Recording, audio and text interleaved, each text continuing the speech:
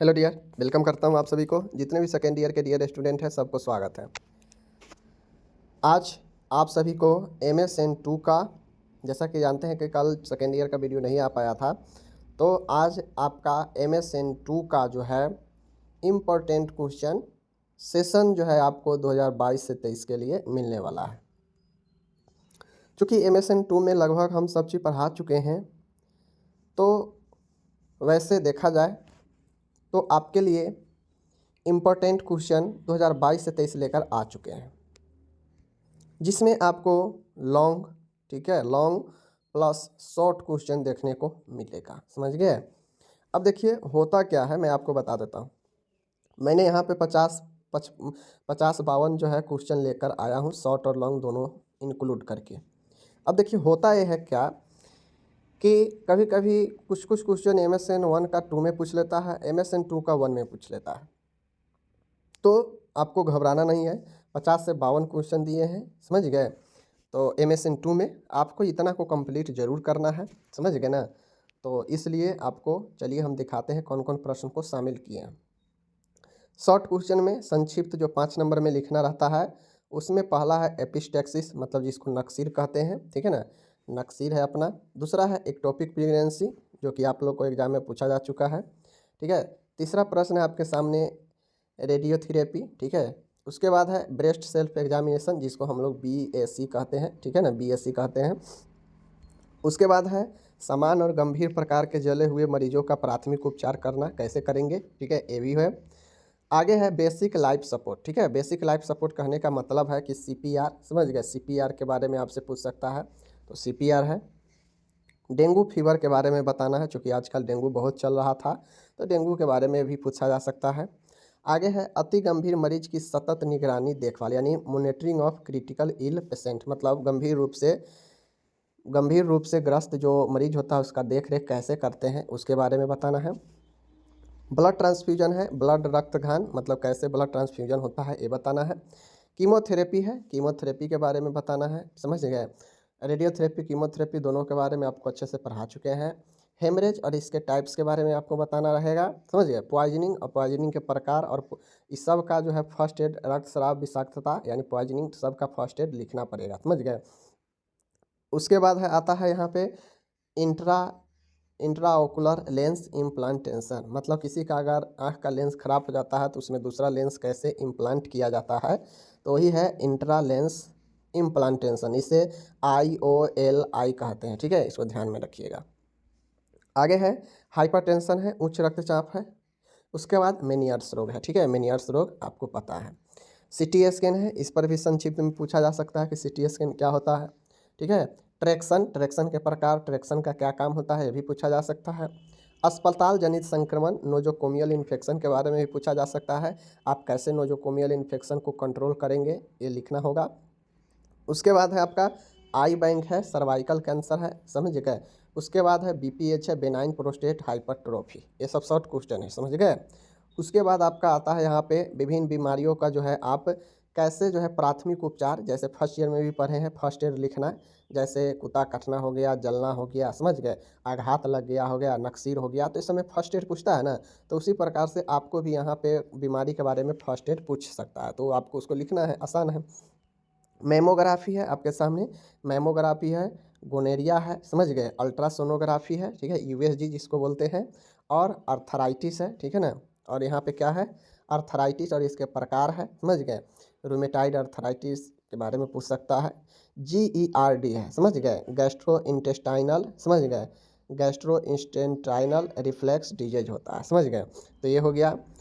Sinusitis है, समझ गए? साइनोसाइटिस है। त्वचा प्रत्यारोपण स्किन ग्रेफ्टिंग है। और पी सोराइसिस स्किन का रोग होता है, सोराइसिस, उसके बारे में, ठीक है। तो ये हो गया आपका शॉर्ट क्वेश्चन, समझ गए ना? ये क्या हो गया आपका शॉर्ट क्वेश्चन।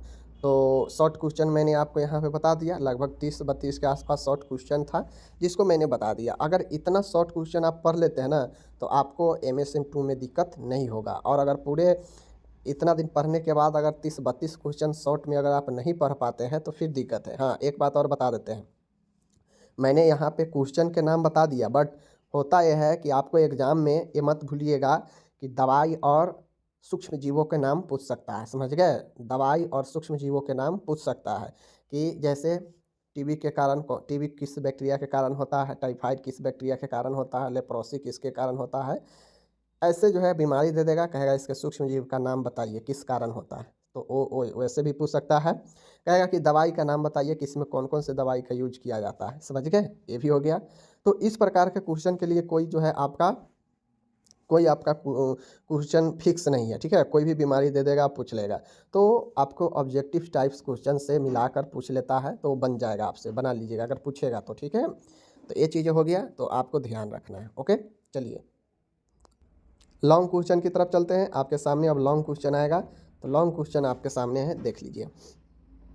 लॉन्ग क्वेश्चन में जो प्रश्न है आपके सामने वो है tracheostomy, describe the pre and post operative nursing care. यानी ट्रेकिया जो होता है, ट्रेकिया का ऑपरेशन को ट्रेकियोस्टोमी कहते हैं। इसके पहले और बाद का जो है नर्सिंग देखभाल बताना है, ठीक है। सर्जरी टाइप से जो भी रहता है उसमें प्रबंध जरूर पूछेगा, नर्सिंग प्रबंध, ठीक है ना। ब्रेस्ट कैंसर के क्या चिन्ह एवं लक्षण है वो बताना है। उसके बाद ब्रेस्ट कैंसर से जो है ब्रेस्ट कैंसर होने के बाद जो है आपको इसमें सर्जरी होता है मास्टेक्टोमी, तो मास्टेक्टोमी से पहले और बाद का नर्सिंग देखभाल का वर्णन करना है, समझ गए। तो ये हो गया। एड्स क्या है, ठीक है ना, आपका एड्स क्या है, एड्स कैसे फैलता है, ये माध्यम से किन किन माध्यमों से फैल सकता है, और एड्स को आप कैसे रोकथाम कर सकते हैं, इसके बारे में पूछ रहा है, समझ गए। तो ये हो गया। उसके बाद है बर्न क्या है, मतलब जलना क्या है, ठीक है। बर्न का परसेंटेज निकालने के लिए आप रूल्स ऑफ 9 को लिखना होगा, और 70% जले हुए मरीजों का नर्सिंग देखभाल आपको बताना होगा, जिसमें पार्कलैंड सूत्र वगैरह जो पढ़ा चुके हैं उसको लिखना है, ठीक है। आगे है, कहता है ग्लूकोमा से आप क्या समझते हैं, ये भी पढ़ा चुके हैं। इसके कारण, चिन्ह, लक्षण को वर्णन करना है। इसका मेडिकल एवं सर्जिकल इलाज दोनों लिखना है ग्लूकोमा का, ठीक है, ये पढ़ा चुके हैं। आगे है ट्यूबरकुलोसिस किसे कहते हैं, ट्यूबरकुलोसिस के चिन्ह, लक्षण, निदान और उपचार बताए। और टीबी के मरीजों के लिए हेल्थ टिप्स जो है बताना है, मतलब वही नर्सिंग टिप्स। आगे है अपेंडाइसिस क्या है, ठीक है ना, अपेंडिसाइटिस क्या होता है, इसके चिन्ह व लक्षण लिखना है। अपेंडेक्टोमी ऑपरेशन के बाद मरीजों के लिए पोस्ट ऑपरेटिव एवं नर्सिंग केयर प्लान बताइए, ठीक है। तो अपेंडिसाइटिस के मरीज है, उसका चिन्ह लक्षण तो लिखना ही है। साथ में इसमें सर्जरी होता है अपेंडेक्टोमी, जिसमें सर्जरी करके अपेंडिक्स को निकाला जाता है। तो सर्जरी के बाद मरीजों के लिए post operative nursing care plan बताना है, ठीक है।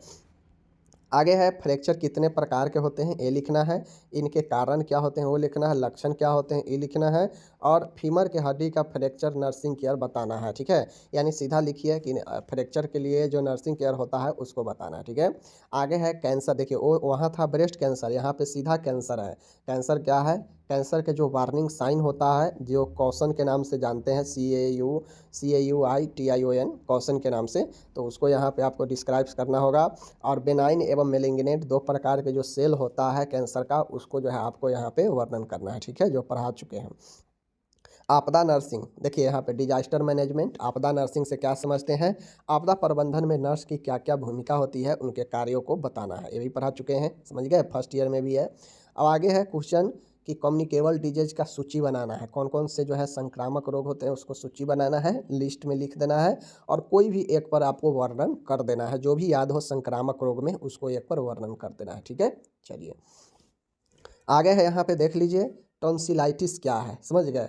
टॉन्सिलाइटिस क्या है, टॉन्सिलाइटिस के लक्षण एवं चिन्ह लिखे। और टॉन्सिलाइटिस के ही ऑपरेशन होता है टॉन्सिलेक्टोमी, तो टॉन्सिलेक्टोमी पेशेंट की ऑपरेशन के बाद देखभाल को लिखना है, ठीक है। तो ये सब ऐसे ही प्रश्न लॉन्ग में पूछते हैं। रक्त कैंसर क्या है, जिसे हम लोग ल्यूकोमिया भी कहते हैं, रक्त कैंसर क्या है, इसके प्रकार, कारण, लक्षण और निदान लिखना है। और इसके प्रबंध को भी लिखना है। तो जिसे ल्यूकोमिया कहते हैं, types, cause, symptom, diagnosis, management, सब चीज़ इसको बताना है, सब लॉन्ग क्वेश्चन है, ठीक है।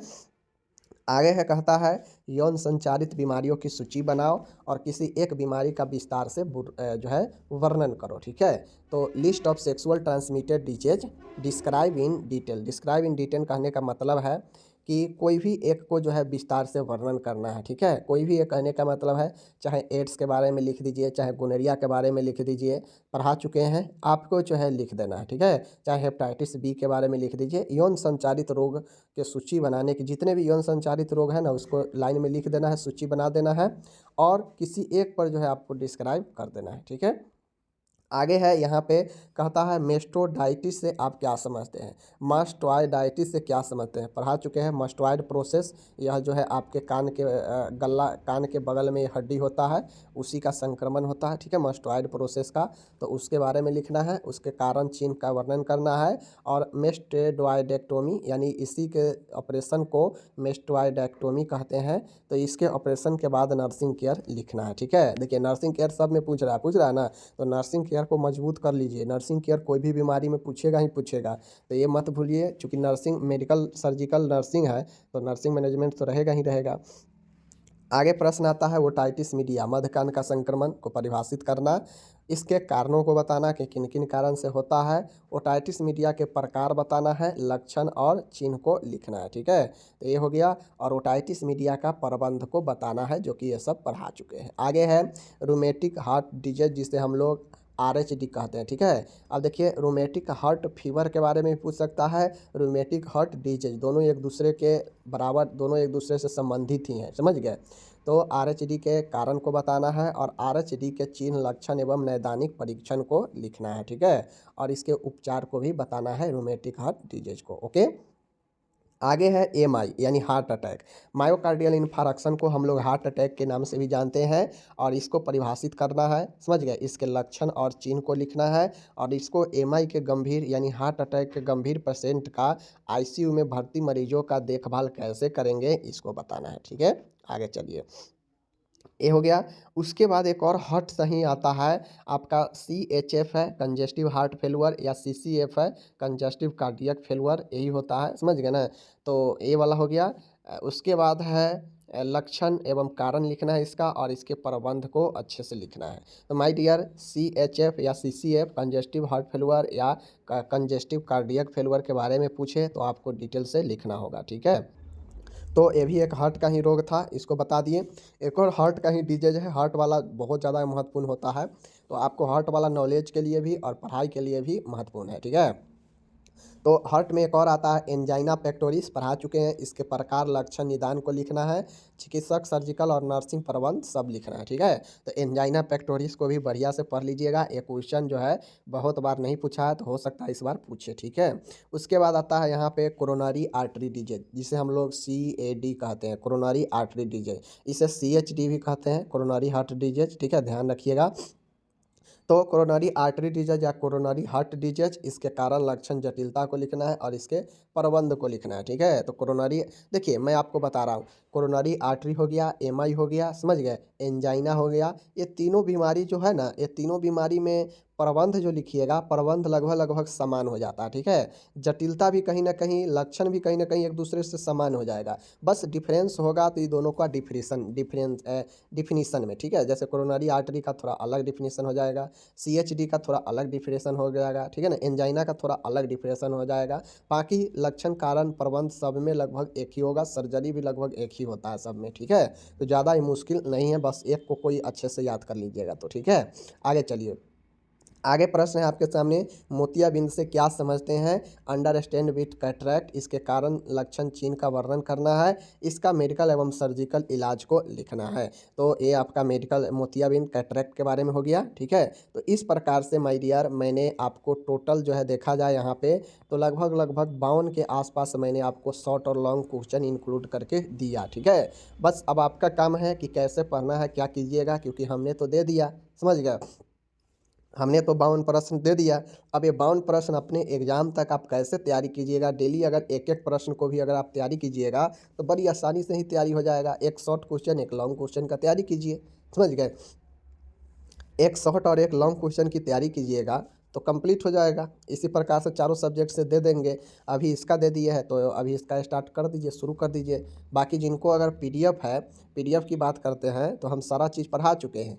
आपको जो भी टॉपिक का PDF इसमें से जो भी क्वेश्चन का चाहिए, जाइए यूट्यूब पर, और क्वेश्चन का नाम जैसे कैटरैक्ट, मैंने कैटरैक्ट पढ़ा दिया है, ठीक है।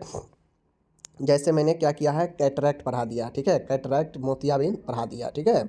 अब कैटरैक्ट और लिखिएगा कि यूट्यूब पर लिखिएगा कैटरैक्ट नर्सिंग ज्ञान, ठीक है। तो कैटरैक्ट नर्सिंग ज्ञान लिखिएगा तो आपके सामने आ जाएगा। जो सबसे 2-4 महीना 5 महीना पहले वाला जो वीडियो होगा उसको देखिएगा, ठीक है, और उसी के नीचे आपका PDF मिल जाएगा। तो इसी प्रकार से सभी का आप जो है कर सकते हैं, या फिर यूट्यूब पर चल जाइए चैनल पर और प्ले लिस्ट में जाइए, ठीक है। प्ले लिस्ट जो होता है बना हुआ उसमें जाइए और वहाँ पे देखिए MSN2 का कौन सा है प्ले लिस्ट, ठीक है। MSN2 का 2022 से 23 करके लिखा होगा, उस पर क्लिक कीजिए और उसमें टोटल जो है आपको मिल जाएगा PDF और वीडियो, समझ गए। अगर आपको वीडियो नहीं देखना हो तो PDF उसके वीडियो के डिस्क्रिप्शन में है लिंक, वहाँ से देख लीजिए, समझ गए ना। तो ये टेक्निक है। बाकी मैं कोशिश करता हूँ कि आप सभी को जो PDF नोट्स है वह वेबसाइट पर दे दिया जाए ताकि सब लोग को आसानी हो।